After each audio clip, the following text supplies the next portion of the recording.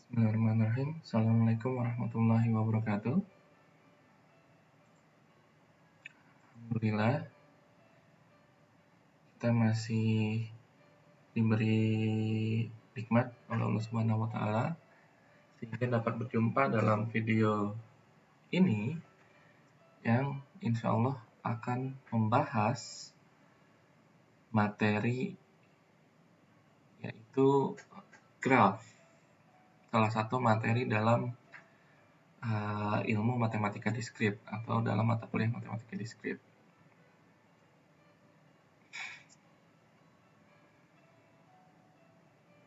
Oke, apa itu graf? Graf digunakan untuk merepresentasikan objek-objek diskrit dan hubungan antara objek-objek tersebut. Contoh, ini ada sebuah gambar. Jadi gambar di bawah ini merupakan sebuah graf yang menyatakan peta jaringan jalan raya yang menghubungkan sejumlah kota di Provinsi Jawa Tengah. Nah, jadi kota gitu ya. Kota itu kan memiliki wilayah dan perbatasan gitu ya. Nah, misal jadi kota itu kita buat menjadi titik-titiknya itu atau disebutnya simpulnya. Gitu ya. Misal ini pusat kotanya. Brebes, Tegal, Selawi, Purwokerto, Pemalang, Cilacap, Kroya dan seterusnya gitu ya. Kemudian kita tarik garis lurus. Jadi kita asumsikan jarak terdekat gitu ya, karena yang ditariknya kan garis lurus ya, jarak terdekat antara dua kota yang bersebelahan gitu. Nah, dari mana ilmu graf itu ditemukan? Sejarahnya ilmu graf ditemukan itu tahun 1736, yaitu masalah jembatan Königsberg ya. Ini dari namanya mungkin di Eropa, entah di Jerman atau Austria gitu ya, mungkin sekitarnya ya. Nah, ini jadi ada berapa? Ada 7 jembatan gitu ya. Dan yang ini itu sungai. Jadi ini itu sungai gitu ya, yang ini sungai nih. Dan ada 3 daratan gitu ya. Jadi ini ada satu daratan yang dikelilingi oleh sungai tersebut ya, seperti itu ya. Ini A, tengah-tengah, terus sebelah atas itu ada C, sebelah bawahnya itu B, sebelah kanannya ini ada D. Nah, kalau kita ubah menjadi graf, itu akan menjadi seperti ini gitu ya. Daratannya itu kita misalkan menjadi sebuah simpul C, A, B, D. Dan jembatannya tadi kita representasikan menjadi sebuah sisi gitu ya. Sisi ini menyatakan jembatan. Ya, ada 7 ya, sesuai dengan jumlah jembatannya. Oke, nah graf yang merepresentasikan jembatan Königsberg itulah the simpul, tadi vertex, itu istilah bahasa Inggrisnya, itu menyatakan daratan, dan juga ada sisi atau edge untuk menyatakan jembatan. Bisakah? Nah, yang jadi pertanyaan pada saat itu, tahun 1736, bisakah melalui setiap jembatan tepat sekali dan kembali lagi ke tempat semula? Misal, seseorang dari A nih, gitu ya, startnya dari A, ya lewat tiap jembatan tepat 1 kali dan dia harus kembali lagi posisinya di A gitu ya. Di A, misal sini ke B, kemudian dia ke A, ke C, gitu ya, dan ke sini ke D dan seterusnya. Apakah mungkin? Gitu ya. Nah, itu asal mulanya. Akhirnya masalah jembatan Königsberg tadi sampai ke seorang ilmuwan matematika, yaitu Leonhard Euler, gitu ya, yang hidup dari tahun 1707 sampai 1783. Berarti ketika 1736 usianya masih 29 tahun. Nah, Euler itu membuat menyederhanakan masalah jembatan Königsberg tadi menjadi sebuah graf titik titik titik gitu ya, dan sisi seperti itu. Nah, berikutnya definisi graf. Graf G, gitu ya, dengan huruf kapital, sama dengan pasangan terurut, ini pasangan terurut ya, dalam kurung V, E. Semuanya tulis menggunakan huruf kapital ya, karena merupakan suatu himpunan V dan E-nya. Yang dalam hal ini, V adalah himpunan tidak kosong dari simpul-simpul atau vertices. Ya, sama dengan ini kurung kurawal, dalamnya ada V1, V2 sampai Vn. V1 itu berarti simpulnya ya, titik yang tadi itu disebutnya simpul. Kemudian ada E.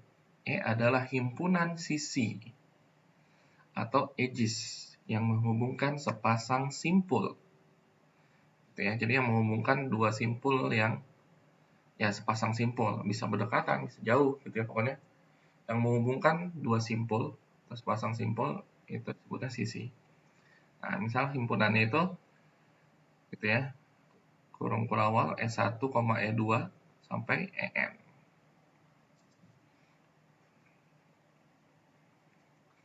Nah, contoh, ada gambar 2. Sini ada graf G1. Nah, berarti simpulnya ada 4 dan diberi label, diberi nama gitu ya. 1, 2, 3, 4. Simpul 1, simpul 2, simpul 3, simpul 4. Nah, ini sisinya. Gitu ya. Kemudian ini ada graf G2. Simpulnya sama, ada 4. 1, 2, 3, 4. Nah, tapi jumlah sisinya berbeda. Dan sisinya ini diberi nama, diberi label. Ada E1, E2, dan seterusnya. Gitu ya.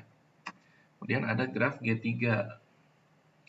Ini sama dengan graf G2, hanya di sini ada loopnya nih, ada gelangnya.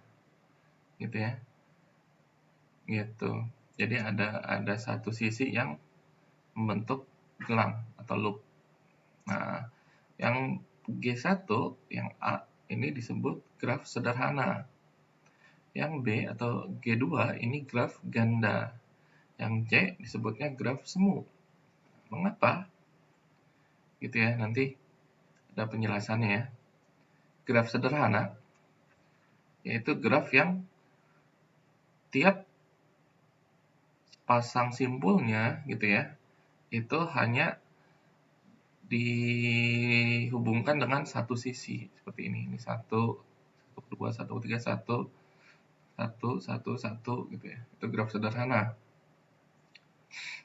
Nah, untuk yang G2 ini disebut graf ganda karena ada dua simpul yang dihubungkan oleh dua sisi.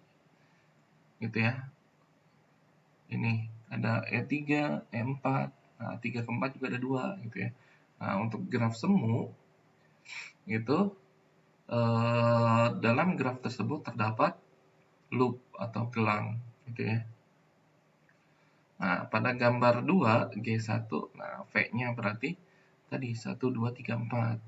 Sisinya, karena di G1 ini tidak memiliki label gitu ya, tidak diberi label untuk sisinya, tidak diberi nama di sisinya, maka yang kita tulis pasangan terurut di simpulnya. Berarti sisi ini tuh 1,2 karena menghubungkan simpul 1 dan 2 seperti itu ya.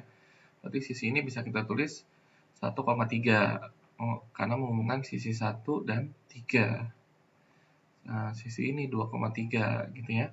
Ini 2,4, ini 3,4. Nah, seperti itu. Jadi kalau sisinya tidak diberi nama gitu ya, maka kita tuliskan itu menggunakan simpulnya, nama atau label dari simpulnya gitu ya.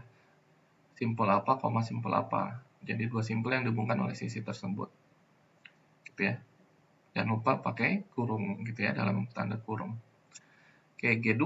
Nah, kalau G2 tadi V-nya sama ya, 1 2 3 4 vertexnya atau simpulnya. Sisinya berarti karena diberi nama, kita bisa menggunakan namanya E1, E2, E3, E4, dan seterusnya sampai E7. Seperti itu ya. Nah, G3 sama 1, 2, 3, 4. Kemudian di sini tambahan ada E8, berarti sampai E8.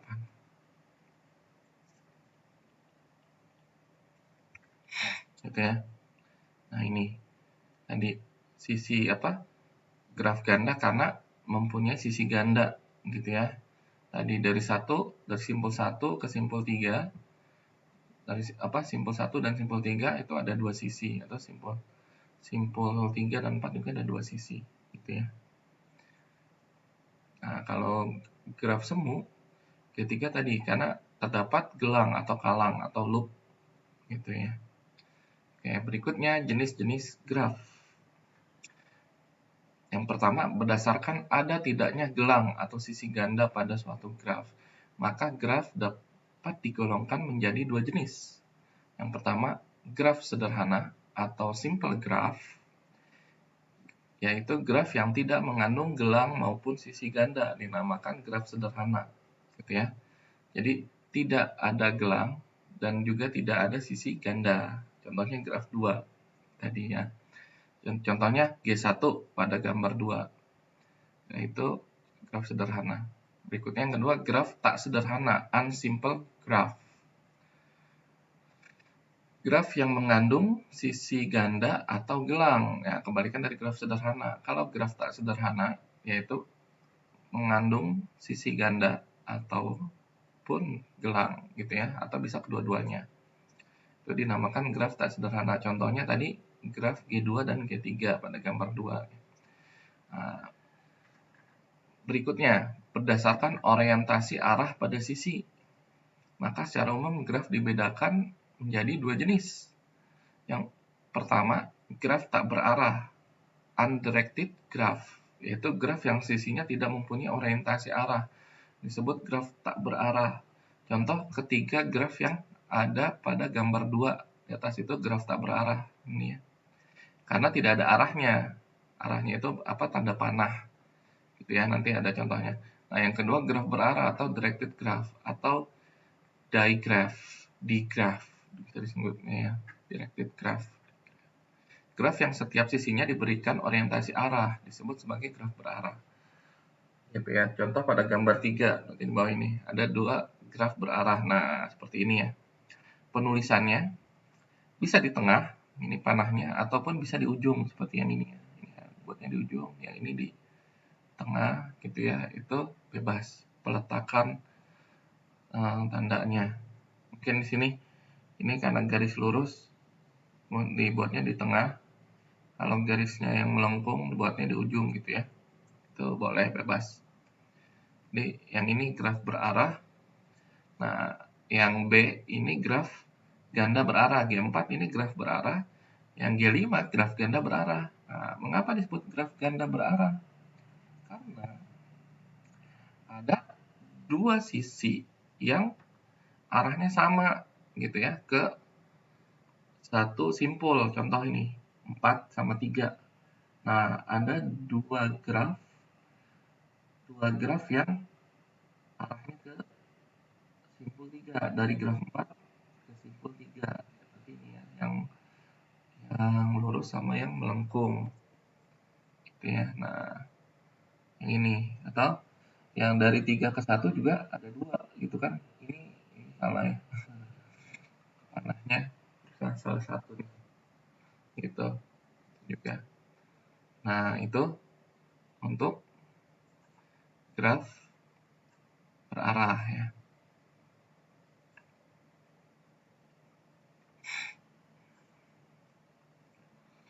Oke. Berikutnya ada jenis-jenis graf. Nah, ini tadi ya. Jadi bisa kita simpulkan. Jenis-jenis graf itu ada graf sederhana. Gitu ya, jadi graf sederhana itu sisinya pasti tak berarah, gitu ya. Tidak ada arahnya atau tanpa tanda panah kalau sana. Gitu ya. Terus sisi ganda dibolehkan, tidak boleh sisi gelang dibolehkan juga tidak.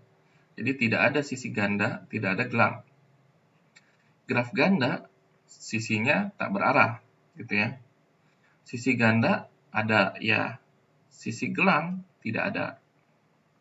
Graf semu sama, sisinya itu tak berarah. Sisi ganda boleh ada, gitu ya, boleh tidak. Sisi gelang itu pasti ada, harus ada gelangnya, itu semu ya. Gitu. Jadi boleh ganda, boleh juga tidak ada sisi ganda gitu ya. Tapi sisi gelangnya dibolehkan, pasti harus ada. Nah, kalau graf berarah, ya pasti sisinya berarah. Sisi ganda dibolehkan? Tidak. Jadi maksudnya sisi ganda dibolehkan tuh yang arahnya sama gitu ya.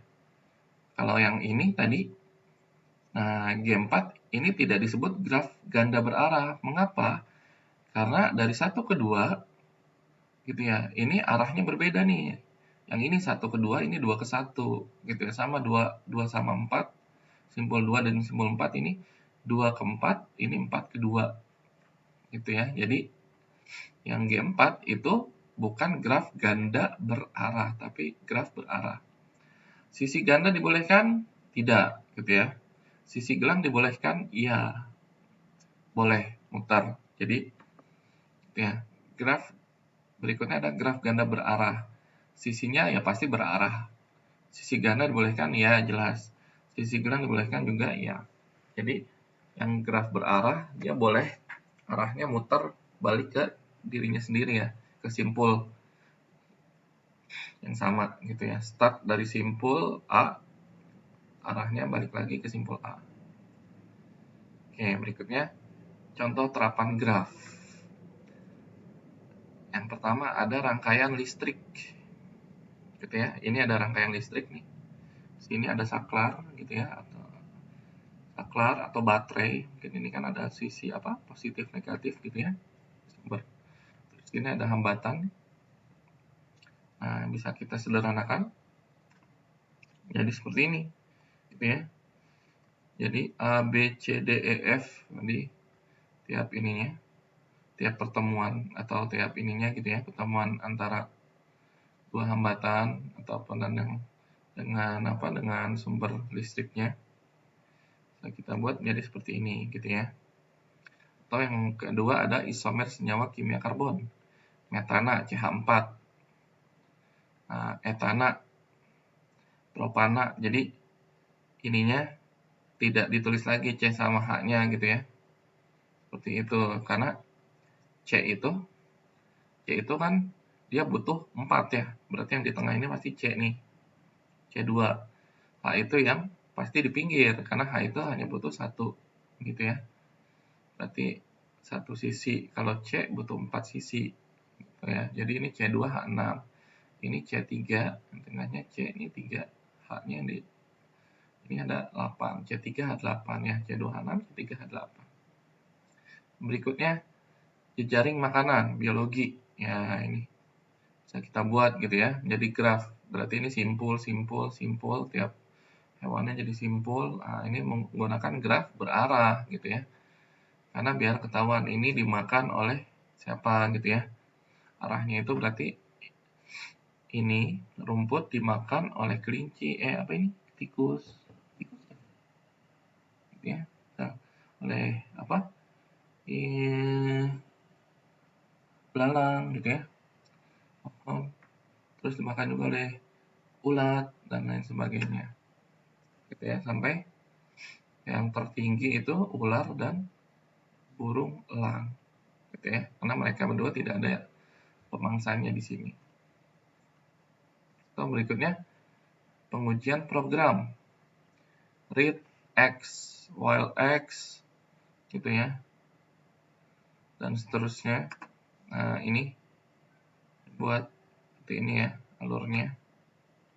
Itu dari 1 ke 2, dari 2 bisa ke 3 gitu ya, atau bisa juga langsung ke 7 gitu ya. Misal yes atau tidak gitu kan ya.